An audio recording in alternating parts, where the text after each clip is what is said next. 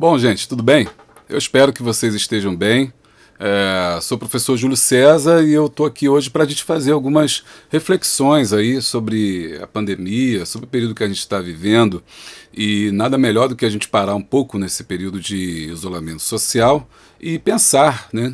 Raciocinar, é um tempo para a gente pensar, a gente refletir sobre as nossas ações, sobre as nossas práticas. E hoje eu queria compartilhar com vocês um autor que eu achei muito interessante, que eu estou lendo agora, aliás, já terminei de ler, e eu queria compartilhar com vocês sobre esse autor, que vai, assim, nesse período, ele lançou agora esse livro, agora nesse mês aí de março, entre março e abril desse ano, então um livro muito atual, e eu acho que é importante a gente pensar nele para poder refletir sobre o que nós estamos vivendo. O livro é de Boaventura de Souza Santos. Boaventura de Souza Santos é um sociólogo português, doutor em Sociologia do Direito pela Universidade de Yale, isso é desde 1973, além de professor catedrático, jubilado na Faculdade de Economia, e ele tem vários livros sobre essa questão da sociologia e direitos humanos. Inclusive ele tem um livro chamado, que é muito interessante, que eu trabalho com ele na universidade, quando eu lidero as turmas de direitos humanos, chamado E se Deus fosse um ativista dos direitos humanos, né? Que parte da contestação de que é preciso um diálogo entre as diferentes teologias para pensar essa questão social.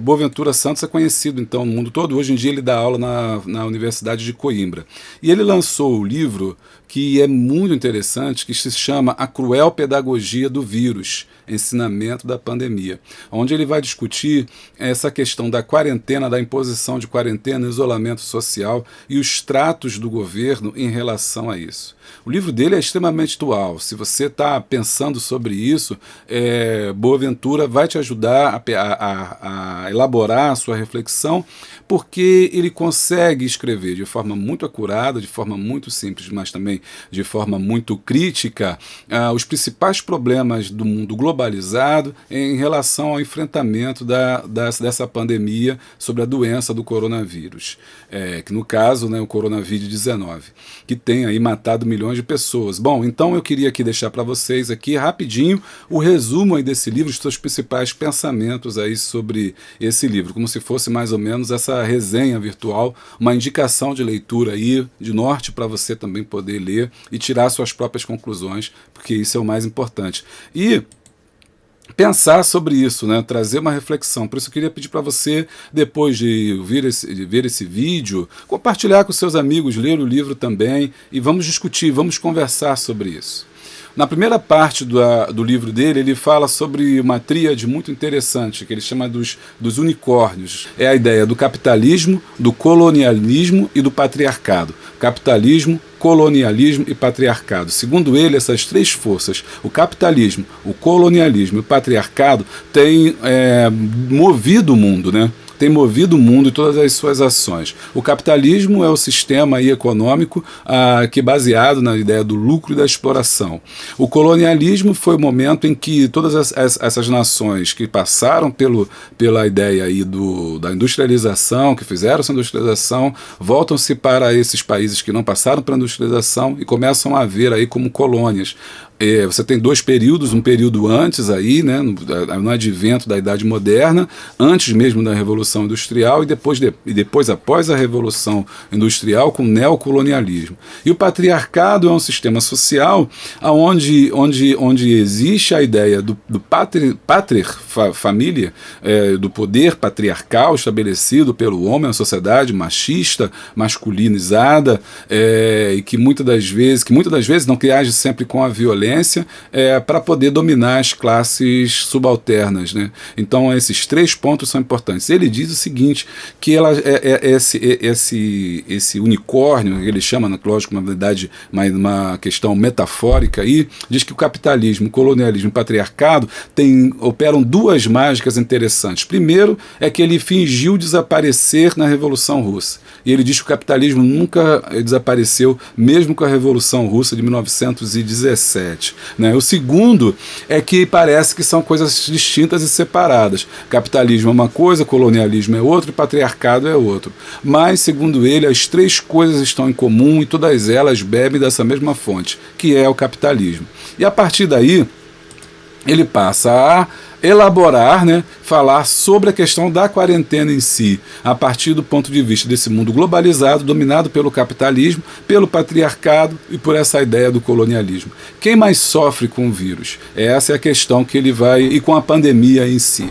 E aí ele vai começar a desenvolver, dizendo o seguinte: qualquer quarentena é sempre discriminatória, mais difícil para uns grupos sociais do que para outros. É impossível para um vasto grupo de cuidadores cuja missão é tornar possível a quarentena ao conjunto da população. Neste contexto, porém, ele analisa outros grupos para os quais a quarentena é particularmente difícil. E aí ele vai falando sobre esses grupos, e eu vou falar aqui rapidinho, para que você tenha tempo aí também de ler e tirar também as suas próprias conclusões.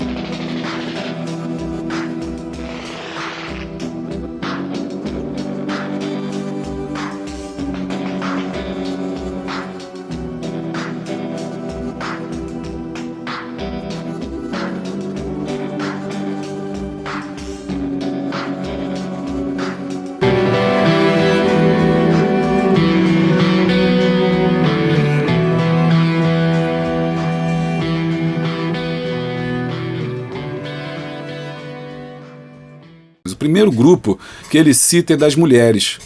Quais são os grupos que mais sofrem com a quarentena? Primeiro, as mulheres. A quarentena será particularmente difícil para as mulheres, segundo ele já estava analisando isso aí em março. Em alguns casos pode ser mesmo perigosa. As mulheres são consideradas as cuidadoras do mundo. E de fato nós temos visto que a violência doméstica e a violência contra as mulheres aumentou. Por exemplo, ele está citando o caso da Europa, mas nós temos dados aqui, mostrados pela Folha de São Paulo, como que a violência doméstica aumentou depois do período de isolamento social, no período da pandemia. É uma questão para a gente pensar, e ele já oferece aí uma dica. Ele diz que essas mulheres estão agora em contato mais comum com os seus maridos, com as suas esposas, com os seus filhos, né? E tendo essa dupla função que geralmente são de trabalhar, né? De prover, muitas das vezes, a necessidade da casa e ao mesmo tempo tendo de cuidar dela. Elas são as que mais sofrem, porque são extremamente vulneráveis, seja ou por terem que trabalhar, por se exporem à questão do vírus, são elas que dominam algumas profissões como da educação, são elas que às vezes estão em muitas profissões, como no caso as voltadas para a área de saúde, enfermagem, técnicas de enfermagem e medicina, então elas estão nessa linha de frente, e na casa também, muitas das vezes elas assumem esse papel do cuidado, e elas são, segundo o Boaventura, as que mais sofrem.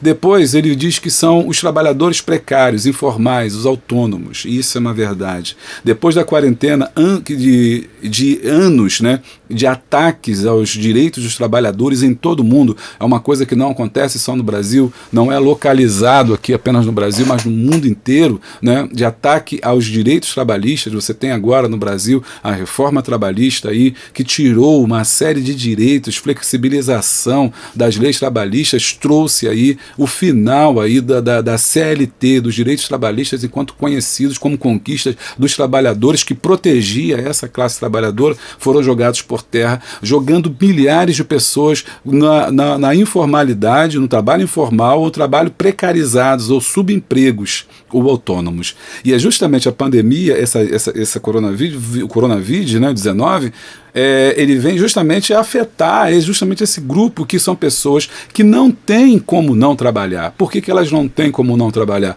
Porque elas não têm garantias. Não existe mais as garantias que existiam da CLT, que baseavam-se, que davam a ele respaldo para que estivesse em casa quando doente, para que se estivesse em casa, para que recebesse as suas folgas, não dependesse de bancos de horas, para que terem uma série de direitos que eram garantidos como justa causa, que em lei que dava a ele esse amparo. E esses trabalhadores que tinham esses direitos agora não têm mais e são jogados agora na informalidade, e nessa informalidade dependem de trabalhar. Eles são obrigados a trabalhar. Eles não trabalham porque querem. Terceiro grupo são os trabalhadores de rua, que eles chamam. Os trabalhadores de rua são um grupo específico dos trabalhadores precários, vendedores ambulantes, pequenos negócios, que depende daquele dinheiro que entra todo dia, né, da sua subsistência. Ele depende do trabalho de rua, ele precisa estar na rua, de quem nela passa para poder comprar dele. É incrível. Novamente, atualizado aqui para o Brasil, essa é a nossa situação. Se você observar o número de pessoas que estão trabalhando em rua, que estão vendendo, que estão nas ruas, são obrigados a estarem nas ruas, você vai observar como essa doença vai ser mais prejudicial ou mais catastrófica para essas pessoas que estão expostas a esse meio. Depois são os sem teto, aqueles que não trabalham na rua, eles vivem na rua. Porque é fácil às vezes a gente falar, vai para casa, mas e para quem não tem casa? Como será a quarentena para esses que não têm lar? Os sem-teto que passam noites embaixo de viadutos, nas estações do metrô, nos ônibus abandonados, nos túneis de água pluviais ou esgoto de tantas cidades no mundo. Como vai ser a quarentena? Como é o isolamento social ou a chegada dessa doença para essas pessoas que estão em sistema de extrema vulnerabilidade porque não tem um teto? E os moradores das periferias pobres, né, que são as favelas, esses estão aí extremamente complicado. A gente tem visto isso aí, o exemplo de São Paulo de novo, e Rio de Janeiro não vai ser diferente, vai se repetir. Essas pessoas que moram na periferia não têm o cuidado básico necessário. A ONU estima que 1,6 bilhão de pessoas não têm habitação adequada no mundo e 25% da população mundial vive em bairros informais, sem estrutura ou infraestrutura, nem saneamento básico, sem acesso a serviços públicos, com escassez de água e de eletricidade. Vivem em espaços pequenos, exíguos e aglomeram famílias numerosas. No Brasil nós temos a família extensa, que é o pai, a mãe, o cunhado, todo mundo junto, pequenos lugares, sem água, sem nada, sem condições. Essas pessoas já não têm saúde. Elas vão buscar saúde, mas elas não têm saúde. Elas não têm saúde porque a saúde passa por uma questão muito simples, saneamento básico, que é onde o Brasil ainda falha e falha muito. E aí, diante dessa vulnerabilidade, que a gente vê qual é a fragilidade, né, do nosso país diante dessa doença. Não é talvez a letalidade desse vírus, mas é a incapacidade do nosso país de gerar, de gerir, né, de cuidar do seu povo. Agora tem se pensado numa questão que o Boaventura não toca nesse ponto, mas nós temos visto a questão do Estado voltando a ser o ator principal, né, para lidar com essas questões. Nós estamos vendo isso na Europa, nós estamos vendo isso na França, nós vimos isso na Alemanha, nós vimos isso na Inglaterra, onde o Estado foi reativado e visto como o fator principal para dirimir as consequências maléficas do vírus que está aí implantado. E aí, no caso do Brasil, nós temos o SUS, que foi tão atacado, né? Tão atacado durante esses últimos governos, durante esses últimos tempos. Você vê pessoas falando que tem que privatizar, que é muita roubalheira, porque a gente pensa, imagina que o problema do Brasil seja a corrupção, quando na verdade a má gestão também é uma forma de corrupção. E que o Brasil, quando colocado com países corruptos, ele não chega nem a quinto lugar. Mas de alguma forma fizeram a população entender que a corrupção é o maior problema, quando não é o maior problema. O Brasil dispõe do único país que dispõe de uma rede de atendimento básica, gratuita para todos os cidadãos, né? Ainda consegue manter no sistema capitalista. E aí a gente tira Cuba fora disso, que eles vivem num outro sistema, estão muito à frente de nós. E agora se voltou a necessidade de pensar no SUS. E é ele que tem segurado essas pontas aí, graças aos médicos, aos trabalhadores da questão da saúde, né, que são os médicos, os enfermeiros, os técnicos de enfermagem, pessoas que trabalham no apoio, todas elas ali na linha de frente, todavia no SUS. Depois ele fala também sobre outros grupos, que são os deficientes, que têm sido vítimas de outra forma de dominação, para além do capitalismo, do colonialismo patriarcado, né?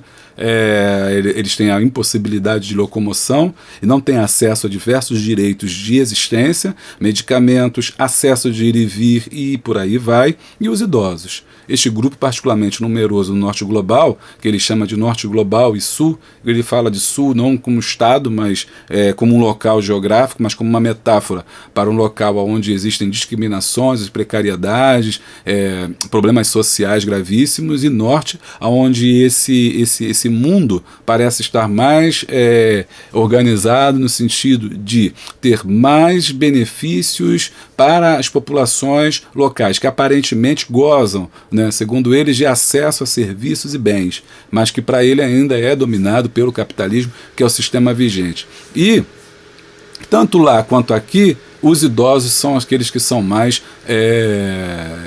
abatidos, né, ou tocados pela questão aí do coronavírus. Na Europa você viu a mortandade entre os idosos, né? Pessoas, por quê? Porque lá eles alcançam uma longevidade maior do que os países do sul, então você tem ali pessoas chegando a 80, 90 anos, já uma idade fragilizada, e vindo a óbito. Aqui no Brasil você tem uma questão interessante, que o vírus tenha sido mais letal, não na questão dos jovens, mas não na questão aí dos idosos, né? Mas na questão dos jovens. Aí uma coisa para a gente pensar o porquê, por que isso acontece, né? Talvez uma das hipóteses que a gente pode propor para isso é que os nossos jovens estejam em condições equivalentes aos idosos europeus.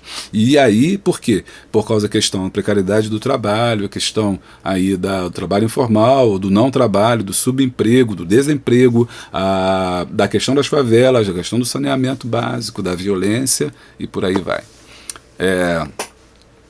A ideia final que ele defende é que existe uma quarentena dentro da quarentena. E, para finalizar, eu quero aqui trazer o texto no final do livro. Ele discute justamente como sair, porque é interessante você não apenas propor o problema, mas ele propõe também uma saída. E ele diz o seguinte no finalzinho do livro. A nova articulação, que ele propõe uma nova articulação, ele propõe que a sociedade pense, que os governos parem e pensem, junto com organizações civis também, para pensar uma saída e uma resposta. E, segundo ele, a resposta que tem sido dada à quarentena é uma resposta meramente econômica e não social, porque não vê o ponto de vista do social, e sim a questão do capital.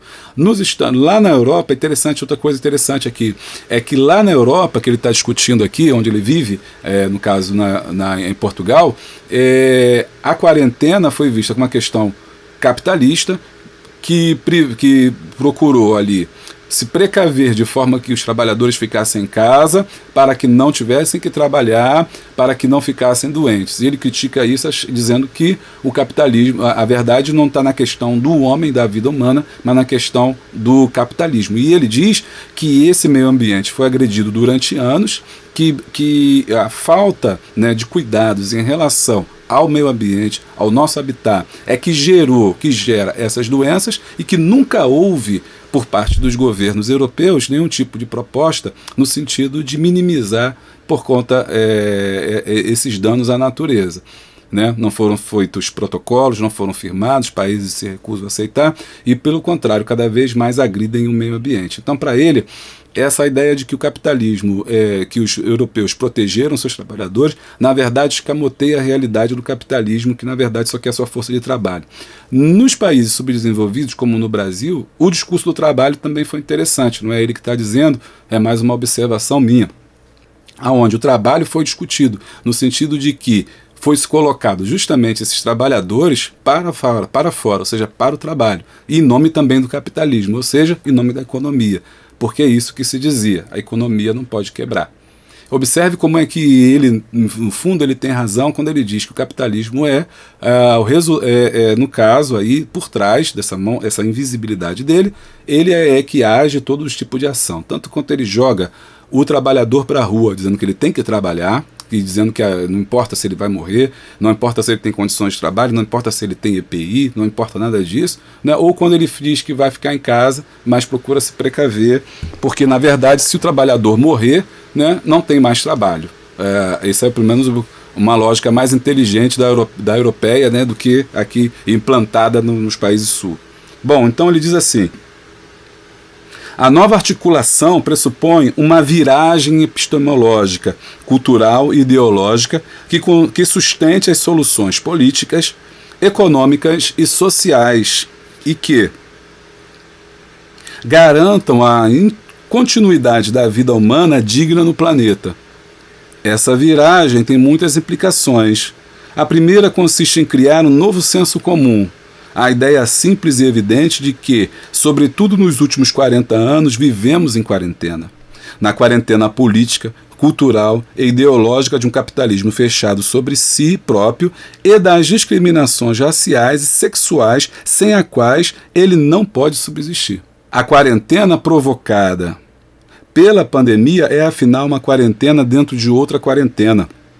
Superaremos a quarentena do capitalismo quando formos capazes de imaginar o planeta como a nossa casa comum e a natureza como a nossa mãe originária a quem devemos amor e respeito. Ela não nos pertence, nós é que lhe pertencemos. Quando superarmos esta quarentena, estaremos mais livres das quarentenas provocadas por pandemias. Essa aí é a ideia final. Boaventura S. Santos, aí um livro para a gente pensar, um autor para a gente discutir, né? E que propõe, no meio dessa dificuldade aí que a gente está tendo, né? Ele propõe uma saída, propõe uma reflexão, né? Nós temos que pensar sobre isso. Obrigado, gente, por ter assistido esse vídeo aí. Se você está aqui no Instagram, aí, ó, continua seguindo a gente. Eu quero fazer uns vídeos mais voltados aí para o pessoal que está pensando, jovem garotada que quer pensar alguma coisa, que está discutindo o caminho. Se você está no canal História Mais ou no Boa Semente, enfim, se estiver no YouTube aí, deixa o seu like, compartilha esse vídeo, passa essa ideia para a gente, para outra pessoa, para frente. Vamos discutir, vamos fazer os nossos debates, vamos aproveitar esse tempo para ter um momento de reflexão. Até a próxima.